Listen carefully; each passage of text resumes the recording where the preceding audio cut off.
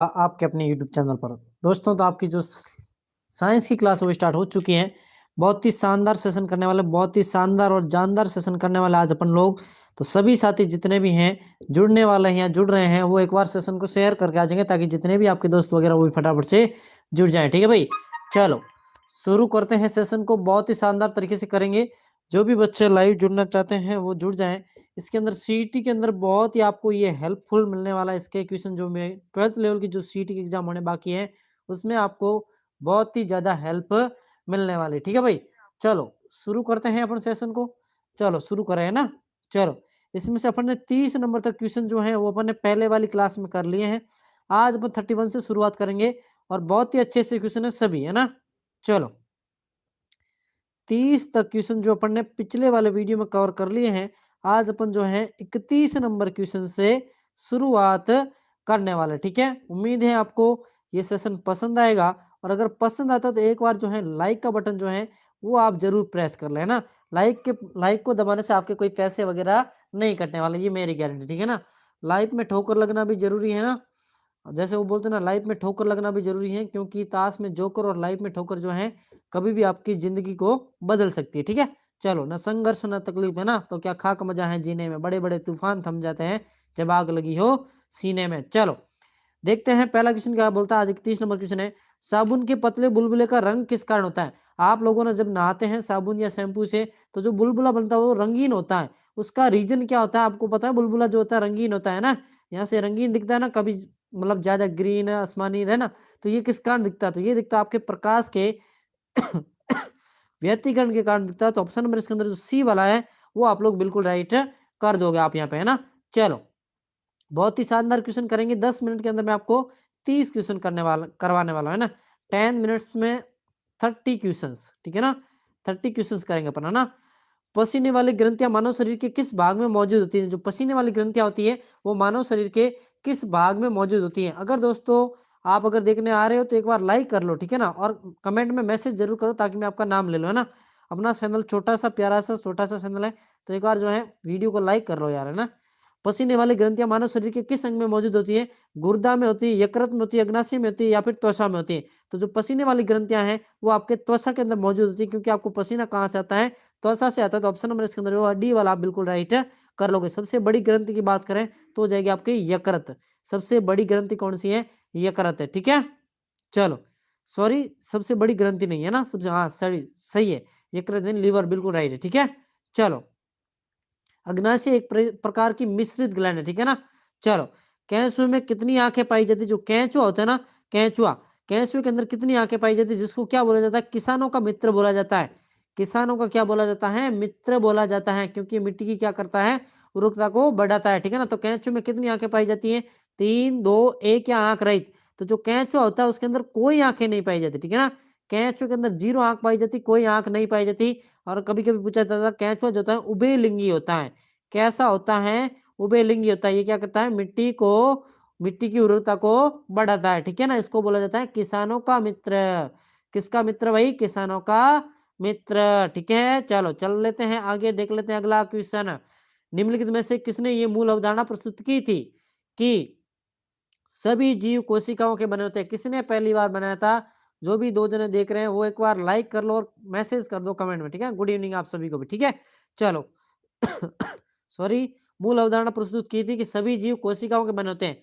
पाइसर, Schleiden, Robert Hooke या फिर T स्वान ने। तो आप लोगों को पता होना चाहिए रॉबर्ट हुक भाई साहब कौन से, जिन्होंने 1665 ईस्वी में क्या क्यों कोशिका की खोज की थी। किसकी खोज की थी, कोशिका की खोज किसने की थी, रॉबर्ट हुक ने की थी। कब की थी, 1665 में। कभी कभी पूछ लेता जीवित कोशिका की खोज किसने की थी, तो जीवित कोशिका की खोज की थी आपके लुहेन हॉक भाई साहब ने। किसने की थी, लुहेन हॉक ने। ये कब की गई थी, ये की गई 1974 के अंतर्गत। ठीक है, ठीक है भाई, ये दोनों पता चल गया आपको। अब आपको बताना है ये किसने बताया सभी जीव कोशिकाओं के बने होते हैं। तो ये बताया था स्लाइडेन एंड स्वान ने। आप लोगों ने सुना होगा, स्लाइडेन ने बताया था। ऑप्शन नंबर इसके अंदर जो है आपके बी वाला बिल्कुल राइट हो जाएगा। ठीक है, चलो चलते हैं आगे और देख लेते हैं अगला क्वेश्चन। निम्न में से कौन वास्तविक मछली है। आपको पता है मछलियां जो होती हैं, फिश होती हैं, वो 2 प्रकार की होती हैं। एक होती है ट्रू फिश और एक होती है फॉल्स फिश। ठीक है ना, तो देखो इसमें से सिल्वर मछली आपको दिख रही है, सिल्वर फिश, लेकिन रियल में मछली नहीं है। फ्लाइंग फिश भी आपको दिख रही है लेकिन ये रियल में मछली नहीं है। क्रे फिश ये बताओ और कटल फिश बताओ फटाफट से इसका आंसर क्या होगा? इसका आंसर कौन सा होने वाला है? मेरा साथी कौन बताएगा मुझे? ये 2-3 बंदे जो देख रहे हैं वो कमेंट करके बताओ फटाफट से इसका आंसर कौन सा होने वाला है? इनमें से कौन सी जो है सत्य मछली है? तो देखो फ्लाइंग फिश जो है ये सॉरी एक प्रकार की सत्य मछली, ठीक है ना? फ्लाइंग फिश वास्तव में फिश है, ठीक है ना? ये कैसी है? फॉर ट्रू फिश है, ठीक है ना? यानी वास्तविक मछली है ये आपके फ्लाइंग फिश। बाकी सिल्वर फिश, क्रे फिश और कटल फिश इनका नाम सिर्फ फिश है। ये रियल में कोई मछली नहीं है, ठीक है भाई? चलो, न संघर्ष न तकलीफ तो क्या खाक मजा है जीने में। बड़े-बड़े तूफान थम जाते हैं जब आग लगी हो सीने में। अब ये मत बोल लेना गुरुजी हमारे सीने में तो अगरबत्ती भी नहीं जल रही है। आप आग लगाने की बातें कहाँ कर रहे हो, है ना? ये मत बोल देना मेरे भाई, है ना? चलो, चलो भाई इसका आंसर कमेंट करेंगे अगले क्वेश्चन का, है ना? बहुत ही अच्छा और बहुत ही शानदार क्वेश्चन। मस्तिष्क के सॉरी मनुष्य के मस्तिष्क के सबसे बाहर की झिल्ली क्या कहलाती है? बाहर सबसे मस्तिष्क के बाहर सबसे झिल्ली होती है ना वो क्या कहलाती है? तो कहलाती है मेरे दोस्तों ड्यूरोमीटर कहलाती है। क्या कहलाती है? ड्यूरोमीटर, ठीक है? चलो। क्या है? तभी ठीक नहीं हो रही तो। मनुष्य में वर्दी एवं चतुराई सॉरी बुद्धि एवं चतुराई का केंद्र है। मनुष्य में आप कितने बुद्धि हो, बुद्धिमान हो और चतुर हो, यानी चालाक हो, इसका केंद्र कौन सा होता है? सेरिब्रम होता है भाई। कौन सा होता है? सेरिब्रम, ठीक है? बताओ रक्त में शर्करा की मात्रा नियंत्रित करता है। रक्त के अंदर शुगर को कंट्रोल कौन करता है भाई? शुगर को कंट्रोल कौन करता है मेरे भाई? ये करता है आपके इंसुलिन। इंसुलिन की कमी से कौन सा रोग होता है? डायबिटीज, जिसको आप हिंदी में बोलते हो मधुमेह रोग। क्या बोलते हो? मधुमेह रोग बोलते हो, ठीक है? इनमें से जैव प्रक्रम के अंतर्गत कौन आता है? तो देखो पोषण भी जैव अंतर प्रक्रम के दौरान आता है, उत्सर्जन भी हो जाएगा, श्वसन भी हो जाएगा। ऑप्शन डी सभी जो हैं जैव प्रक्रम के अंतर्गत आते हैं। सभी किसके अंतर्गत आते हैं? जैव प्रक्रम के अंतर्गत आते हैं, ठीक है मेरे भाई? चलो लेते हैं अगला क्वेश्चन अपना। पृथ्वी पर विशालतम जीवित पक्षी कौन सा है? साइबेरियन सार्स है क्या? नहीं। ईमू है क्या? नहीं। ईमू ईमू है, ईमू ईमू नहीं है। चतुर्मुर्ग है, बिल्कुल राइट। ऑप्शन नंबर आपके सी बिल्कुल राइट हो जाएगा। यहाँ पे पक्षी की बात कर रहा है तो सबसे विशालतम पक्षी कौन सा हो जाएगा? चतुर्मुर्ग हो जाएगा, ठीक है ना? और कभी कभी बात करते हैं अपन सबसे बड़ी सेल, तो सबसे बड़ी सेल जो होती है वो चतुर्मुर्ग का अंडा होती है, ठीक है भाई? चलो चल लेते हैं आगे। बताओ फटाफट से वायुमंडल के अंदर कार्बन डाइऑक्साइड CO2 की मात्रा कितनी है? वायुमंडल के अंतर्गत कार्बन डाइऑक्साइड CO2 की मात्रा कितनी है? 0.03%। कौन सा ऑप्शन में है? डी में है। ऑक्सीजन है आपकी 21%, 78% क्या है? नाइट्रोजन है भाई। क्या है रे? नाइट्रोजन है, ठीक है? न संघर्ष न तकलीफ, है ना? चलो, तू हंस तू मुस्कुरा तू रोना कम कर दे, तू जिंदा है इस जिंदगी की नाक में दम कर दे। छाया में पनपने वाले पौधे क्या कहलाते हैं? जैसे आप लोग है ना छाया में रहना पसंद करते हो गर्मियों के अंदर, तो पौधे जो होते हैं वो भी बेचारे छाया में पनपेंगे, नहीं तो धूप में पनपेंगे तो काले पड़ जाएंगे, है ना? मनुष्य कहता है मैं धूप में नहीं जाऊंगा, काला पड़ जाऊंगा, है ना? काला वाला कुछ नहीं होता। चलो बताओ क्या कहलाता है छाया में पनपने वाले पौधे? अगर याद नहीं रहे तो ध्यान रखना। सीओ का फाइट्स। क्या फाइट्स? सियोक्वाइट्स। ऑप्शन नंबर इसके अंदर सी बिल्कुल राइट हो जाएगा, ठीक है? चलो। सॉरी भैया ना। मनुष्य में मुख्य श्वसन अंग क्या है? सभी को पता है फेफड़ा। मनुष्य में मुख्य अंग श्वसन अंग क्या है? फेफड़ा। अगर बात करें हम मेढक की तो मेढक जो है तोसा से भी सांस लेता है, गलफड़ों से भी सांस लेता है और फेफड़ों से भी सांस लेता है। ये अपनी अलग अलग अवस्थाओं के अंतर्गत अलग अलग स्टेज में अलग अलग जो है यूज करता है, ठीक है? चलो बताओ फटाफट से निम्न में से कौन सी बीमारी श्वसन तंत्र से संबंधित है? तो देखो एक तो आपके टीबी हो जाएगी, ट्यूबरकुलोसिस, और एक हो जाएगा आपके निमोनिया। कौन सा ऑप्शन है? दोनों सही है तो ऑप्शन नंबर डी बिल्कुल राइट हो जाएगा। टीबी यानी कि टीबी की फुल फॉर्म होती है ट्यूबरकुलोसिस। क्या होती है? ट्यूबरकुलोसिस। और निमोनिया बिल्कुल राइट हो जाएगा। तो इसमें बी और सी जो है दोनों जो है श्वसन तंत्र संबंधित बीमारियां हैं। उच्च रक्तचाप की अवस्था को क्या कहते हैं? यानी हाई ब्लड प्रेशर। आप कहते हैं ना मेरा ब्लड प्रेशर हाई मत कर भाई, वो ब्लड प्रेशर जो हाई ब्लड प्रेशर होता है उसको क्या बोला जाता है? हाइपोटेंशन बोला जाता है। क्या बोला जाता है? हाइपोटेंशन बोला जाता है, ठीक है ना? अगर बात करें हम लो ब्लड प्रेशर की, किसकी? लो ब्लड प्रेशर किसको बोला जाता है? हाइपरटेंशन। क्या बोला जाता है? हाइपरटेंशन। और पक्षघात का मतलब होता है हार्ट अटैक। कौन सा अटैक? हार्ट अटैक होता है। ठीक है भाई। चलो चलते हैं आगे, देख लेते हैं अगला क्वेश्चन। इसका तो आंसर लगा हुआ है बिल्कुल डी। ठीक है ना। 20 सेंटीमीटर वक्रता त्रिज्या वाले एक अवतल दर्पण की फोकस दूरी, ये आपके अवतल दर्पण जो अंदर से परावर्तक पृष्ठ हो अंदर की ओर, ठीक है। ये आपके हैं वक्रता बिंदु। कौन सा बिंदु है? वक्रता बिंदु। तो यहाँ से यहाँ तक की दूरी क्या हो जाएगी? वक्रता त्रिज्या। और इसके सेंटर बिंदु में क्या होगा? मुख्य फोकस, जिसको आप एफ से डिनोट करते हो, ठीक है ना।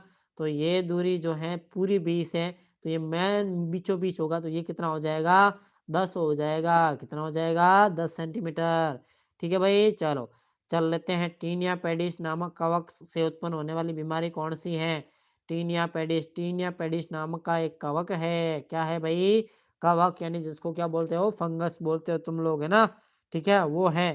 तो उससे कौन सी बीमारी होती है?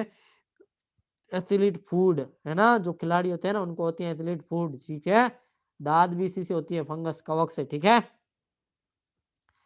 शरीर की सबसे बड़ी ग्रंथि कौन सी है? तो मैंने अभी आपको बताया यकृत हो जाएगी ना भाई। कौन सी हो जाएगी? यकृत शरीर की सबसे बड़ी ग्रंथि है। और इसके अंदर जो इनकी कोशिकाएं होती हैं, जो इसकी कोशिकाएं होती हैं यकृत ग्रंथि की, उसके अंदर जो आपके पुनर्जनन की क्षमता पाई जाती हैं। यानी अगर इसको यकृत मान लो ऐसा होता है आपका लीवर, लीवर कुछ इस प्रकार का होता है ना भाई तुम लोगों का। अगर आप इसको यहाँ से काट भी दो तो थोड़े दिनों बाद ये पुनः वापस अपना एरिया कवर कर लेगा। ठीक है। चलो इसका आंसर बताओ भाई। मनुष्य में मादा जनन अंग से किस हार्मोन को स्रावित होता है? जो सॉरी, मादा जनन हार्मोन कौन सा है? मादा जनन अंग से कौन सा हार्मोन स्रावित होता है? तो ये आपके होता है आपके, कौन सा होता है भाई? फटाफट से कमेंट करके बताओ कौन सा होता है? Progesterone and relaxin. तो कौन सा ऑप्शन राइट हो जाएगा इसके अंदर? आप सी राइट करोगे। ठीक है ना, ऑप्शन नंबर इसके अंदर सी बिल्कुल राइट करोगे। ये हार्मोन कब स्रावित होता है? जब लेडी जो प्रेग्नेंट होती है, जो प्रसव क्रिया जो प्रारंभ होती है ना, तब ये हार्मोन जो होता है ये रिलीज होता है, रिलैक्सिन हार्मोन। और ये क्या करता है आपकी जो है ना, मतलब जननांग जहाँ है उसकी जो त्वचा है उसको क्या कर देता है? ढीला करता है। ठीक है ना, यानी थोड़ा कोमल बना देता है ना। चलो देखते हैं अगला क्वेश्चन, है ना। मनुष्य में ऐसी गतिविधियों का नियंत्रण कहा किसके द्वारा होता है भाई? ऐसी गतिविधियां जितनी भी होती हैं उनका नियंत्रण कौन करता है? सेरिबेलम करता है। कौन सा बेलम है? सेरिबेलम। ठीक है ना।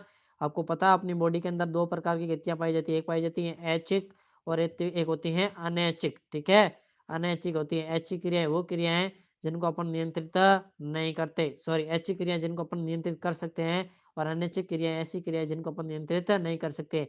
ऐसी क्रिया में आप देख सकते हो, जैसे मैं हाथ को दाएं से बाएं ले रहा हूँ, तो उसके ये कौन सी क्रिया है? ऐसी क्रिया है। अगर आपको मैं बोल दूं कि आप हृदय को धड़काओ, तो आप नहीं धड़का सकते, हृदय अपने आप धड़कता रहता है। तो ये है आपके अनैच्छिक क्रिया, जिसके ऊपर आपका कोई कंट्रोल नहीं रहता। ठीक है ना, तो इसमें ऑप्शन नंबर कौन सा राइट था? सी बिल्कुल राइट था। ठीक है।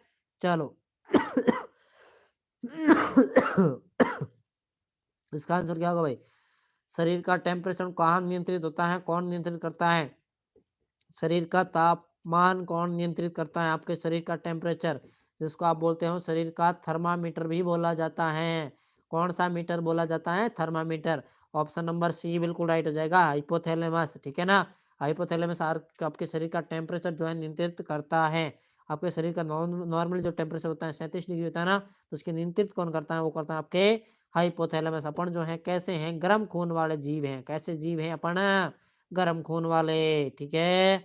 चलो, अमीबा में भोजन का अंतर्ग्रहण किसके द्वारा होता है? कूटपादों के द्वारा होता है। अमीबा के अंदर आप लोगों को पता होगा कूटपाद पाए जाते हैं। क्या पाए जाते हैं मेरे भाई? कूटपाद पाए जाते हैं, जिसके द्वारा ये क्या करता है? भोजन को अपने शरीर के अंतर्गत लेता है। जितने भी साथी देख रहे हैं, एक बार चैनल को सब्सक्राइब कर लो यार, है ना। हमारे कितने सब्सक्राइबर हो चुके हैं? हमारे सब्सक्राइबर हो चुके हैं भाई साहब 997। कितने कम पड़ रहे हैं? ओनली फॉर 3 कम पड़ रहे हैं। अगर वो तीन तीन में आपका नाम आता है तो ठीक है, और नहीं आता तो भी आपका ठीक है। ठीक है भाई। चलो चलते हैं आगे। इसका आंसर मैंने बता दिया क्या? नहीं होता है ना। विटामिन ई विशेष, सॉरी बताओ, विटामिन ई विशेषता किसके लिए महत्वपूर्ण है? तो ये आपके हैं, आपके बांझपन को निर्धारित कौन करता है? तो ये करता है विटामिन ई।